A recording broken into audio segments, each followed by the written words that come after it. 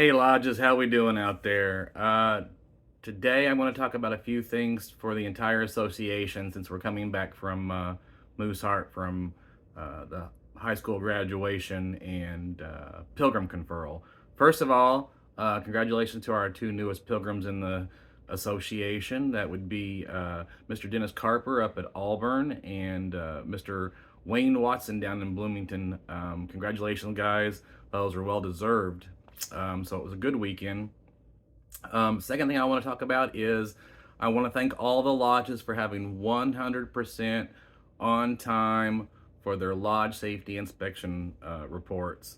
There were a couple lodges that waited till the 11th hour, to the very last minute, and we don't encourage that because, we hate for something to go wrong and then your risk pool insurance to go up and, cost more for lodges.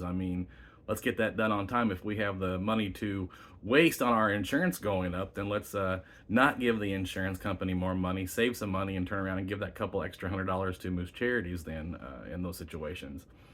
Also, I want to talk about communications. When Moose International Communications come to lodges through your Smarter Mail, we want to make sure that you guys are passing that information along to your board of officers and your general membership meetings so that members know what's going on.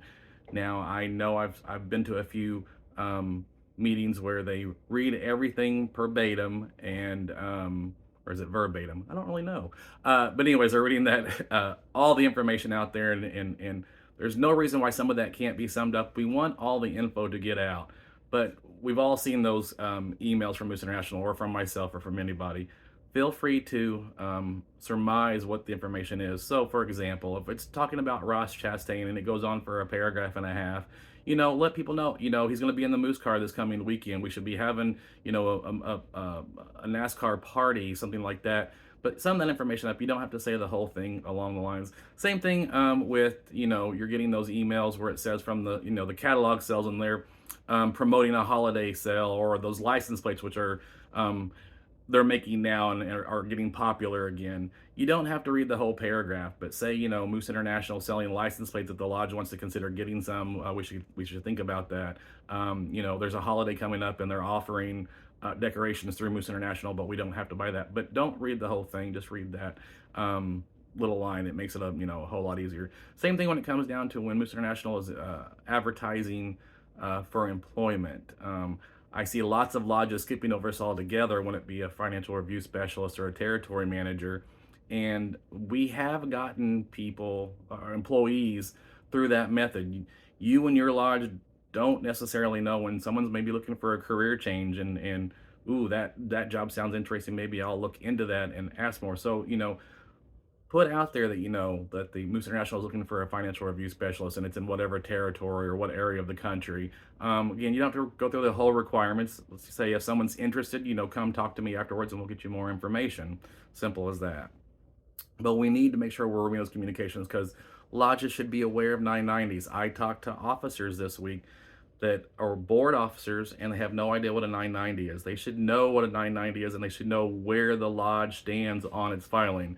We just started the process last week. We should be done by the end of the month. It is now, July whatever, and the 990 is officially filed and a copy has been sent to the 990 chairman. They should know what's going on there. So that's why those communications are important. So again, make sure we're passing that along to our board of officers and to the general membership. The last thing I want to talk about is one of the main reasons why we're sending something out to everybody in the association is because over the weekend, the portal opened up for Moose of the Year, and that was in the official communication from Moose International last week. So if you're reading those communications, everybody should know about it now. I do want to go through the process real quick because all lodges are required to have a Moose of the Year. It is mandated. The way the process that it should happen, and there are a couple other options if it doesn't happen the proper, correct way, but again, we want to encourage it to happen the right way because that gets more people involved and they feel like they are part of the lodge. So the committee that appoints Moose of the Year is the junior past president, who is the chair of that board, and then any past presidents you can get to be there. The deadline for that is July 7th. Again, like everything else, please don't wait till the last minute because being July 7th, I could see somebody being behind and forgetting, and 4th of July festivities happen and lodges get busy and we're on vacation and somebody forgets to put that in. The only requirement for Moose of the Year is that they are an active member of the lodge. That can be a man or a woman, and obviously we want that group to pick out somebody who's deserving, who has, went a little above and beyond. Helps stay around and helps clean up the lodge. Has done volunteering all year long, has headed up fundraiser projects. Those are your Moose of the Years. Those kind of people. There's somebody in the lodge that deserves that award. If you cannot get the junior past president and all the past presidents available to do that meeting and then turn over a report and a winner, then it can fall onto the board. So there's no reason why between now and July 7th you couldn't have a board meeting and pick that Moose of the Year. It's not the optimal way to do it. We want it done the other way, but if you can't get somebody together, or the junior past president can't find, at least a couple past presidents. I mean, even if it's one other past president, that's fine, as long as there's more than one person making considerations on who gets that Moose of the Year.